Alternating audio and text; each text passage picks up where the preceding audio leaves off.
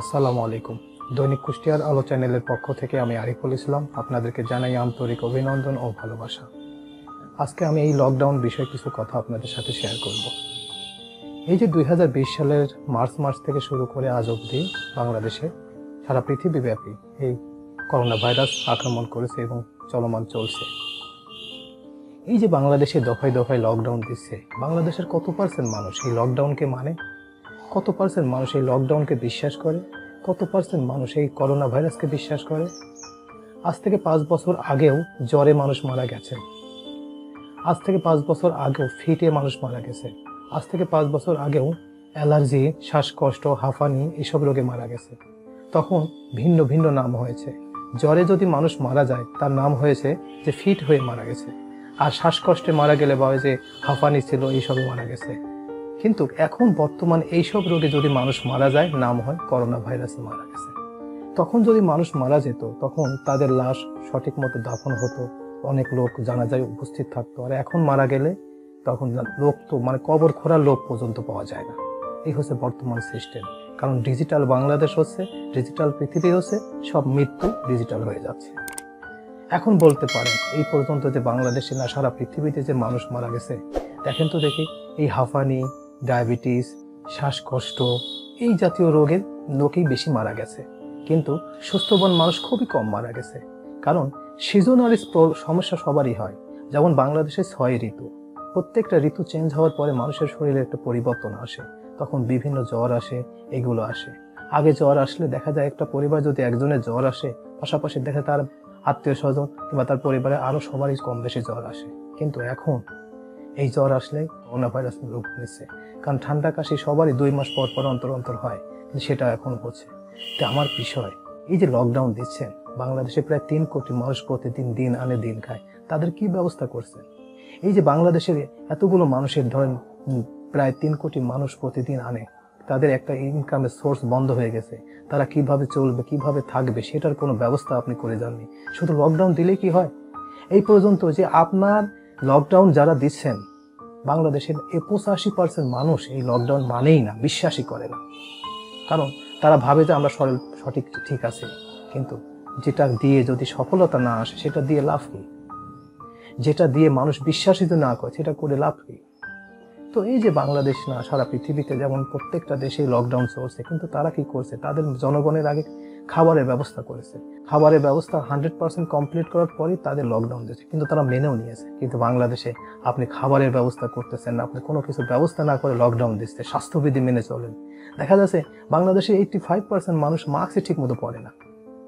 দেখা যায় প্রশাসন আসতেছে, প্রশাসন দেখে মাস্ক পরতে, প্রশাসন চলে গেছে, মাস্ক খুলে ফেলছে। অনেকেই জিজ্ঞাসা করা যায় মাস্ক পরেন না কেন? কয় দম বন্ধ হয়ে যায়, নিঃশ্বাস নিতে পারি না, এইসব ইত্যাদি। তো যেটা মানুষ বিশ্বাস করে না, মানুষ করে না, সেটার জন্য দেশটাকে একটা ধ্বংস করা লাভ কি? আপনি বলছেন বাংলাদেশ উন্নত হচ্ছে, কই উন্নত হচ্ছে?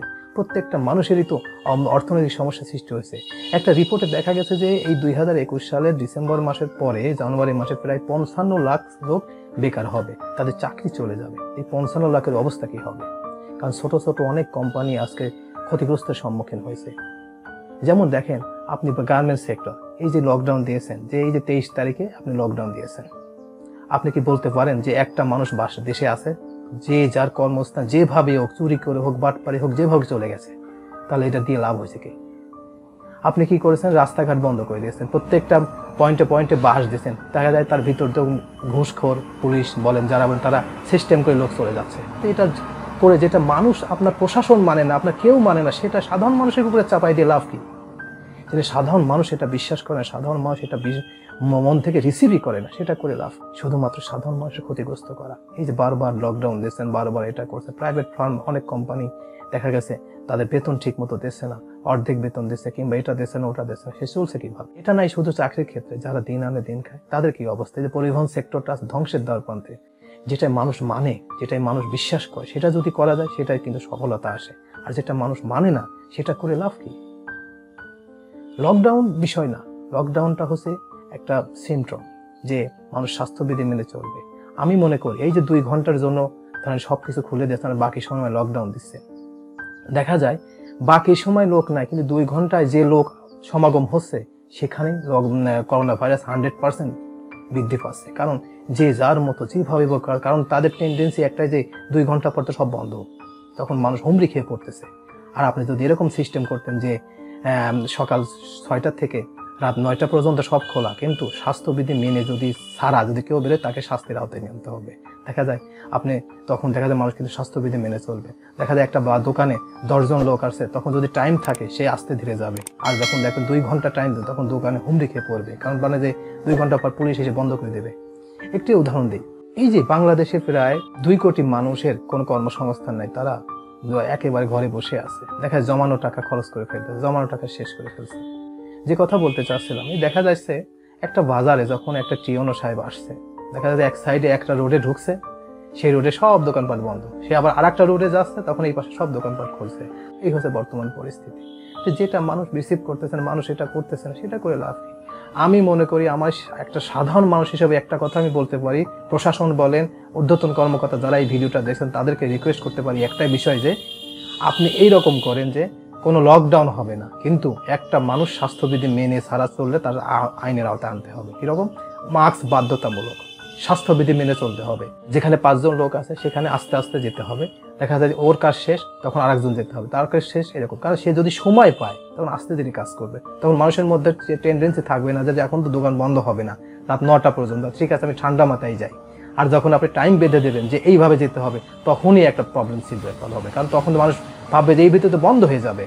তাই যেটা করে লাভ নাই, কিন্তু মানুষের অর্থনৈতিক সমস্যা, মানুষের জমানো টাকা সবকিছু তো শেষ হয়ে যাচ্ছে, তাহলে এটা করে লাভ কি?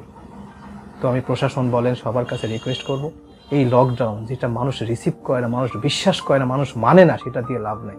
আপনি 23 তারিখে লকডাউন দিয়েছেন যে যাতে মানুষ যে যেখানে আছে সে সেখানে থাকবে। আমি গ্যারান্টি দিয়ে বললাম, আপনি খোঁজ নিয়ে দেখেন, একটা মানুষও বাড়িতে নাই। প্রত্যেকটা মানুষ যে যার কর্মস্থান যেখানে সে চলে গেছে, যেভাবে হোক, হেঁটে যাক, পায়ে হেঁটে যাক, যেভাবে চলে গেছে। যেটা দিয়ে মানুষ মানে না, যেটা বিশ্বাস করে না, সেটা করে লাভ কি? কারণ আপনার শুধুমাত্র লাভ হচ্ছে কাদের? আপনি প্রণোদনা দিচ্ছেন, আপনি টাকা পয়সা দিচ্ছেন, সবকিছু আপনার সেক্টরের মানুষই খাচ্ছে, সাধারণ মানুষ পাচ্ছে না। আপনি যা করছেন সব লাভ হচ্ছে তাদের। আপনি দেখেন না এর ভিতরে কত ধরনের রাঘব বল সিস্টেম, সাবরিনার জন্ম হলো, কত ডাক্তারের জন্ম হলো, কত মানুষের জন্ম হলো, তারা কোটি কোটি টাকা, হাজার হাজার কোটি টাকা ইনকাম করে নিচ্ছে। আর যে গরিব, সে গরিবই হচ্ছে। এই লকডাউনে শুধুমাত্র 2টা সেক্টরের মানুষ বেশি পরিমাণ ক্ষতিগ্রস্ত হচ্ছে, যারা মিডিল ক্লাসের মানুষ, যারা কারোর কাছে বলতেও পারে না, কারো সইতে পারে না, তারা নিজে ঘরের মধ্যে কেমন চোখের পানি ঝরঝর করে ফেলাচ্ছে, কিন্তু কারোর কাছে বলতে পারতেছে ভাই আমার চাউল নাই, আমার কিছু নাই। শুধুমাত্র তারাই বলতে পারতেছে, যারা এসির মধ্যে থাকে, যারা 5 তলা বিল্ডিং এর উপরে থাকে, তারা কোটি কোটি টাকা ইনকাম, তারা স্বাস্থ্যবিধি মানে, তারা মাস্ক পরে, তারা পিপি পরে, তারা এটা পরে। দেখেন তো দেখি, একটা রিক্সাওয়ালার করোনা ভাইরাস হয়েছে কিনা, একটা দিন মজুর তার করোনা ভাইরাস হয়েছে কিনা? করোনা ভাইরাস তাদেরই হয়েছে, কারণ যারা অবৈধভাবে ইনকাম করেছে, অবৈধভাবে চলছে, তাদের এটা হয়েছে। তাই আমি আপনাদের কাছে রিকোয়েস্ট করব, এটা করে লাভ নাই। যেটা মানুষ বিশ্বাস করে, যেটা মানুষ শোনে না, যেটা মানুষ বোঝে না, সেটা করে লাভ নাই। আগে গণসচেতনতা সৃষ্টি করেন, আগে মানুষের স্বাস্থ্যবিধি কিভাবে মেনে চলে সেইটা সৃষ্টি করেন, তারপরে দেখবেন সবকিছু হবে। এই যে আমি দেখছি আমার হোম ডিস্ট্রিক্ট কুষ্টিয়ায় করোনা ভাইরাস প্রচুর, টিভিতে দেখলে 8 জন, 10 জন, 15 জন, 20 জন পর্যন্ত মারা গেছে। কিন্তু কুষ্টিয়া আমি যখন ভিতরে যেয়ে দেখলাম যে গ্রামের মানুষ এখন মানেই না, কয়েকে এই যে 2 মাস পর পর জ্বর আসে তো মাস আসেই, জ্বর আসে তো মাস মারাই যায়। আগেও তো জ্বরে মানুষ মারা গেছে, আগেও তো শ্বাসকষ্টে মানুষ মারা গেছে। এটা কি? এটা সিম্পল বিষয়। তাহলে যেটা মানুষ মানে না, যেটা মানুষ বিশ্বাস করে না, সেটা করে লাভ নাই। তাই আমি আপনাদের আবারও রিকোয়েস্ট করছি, যেটা মানুষ বিশ্বাস করে না, যেটা শোনে না, সেই লকডাউন শুধু সাধারণ মানুষের কষ্ট দিয়া। তো আজকে এই পর্যন্তই।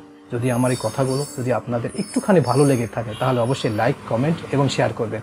আর যারা এখন এই চ্যানেলটি সাবস্ক্রাইব করেন নাই, তাদের প্রতি রিকোয়েস্ট হলো চ্যানেলটি সাবস্ক্রাইব করবেন। তো আজকে পর্যন্ত সবাইকে ধন্যবাদ।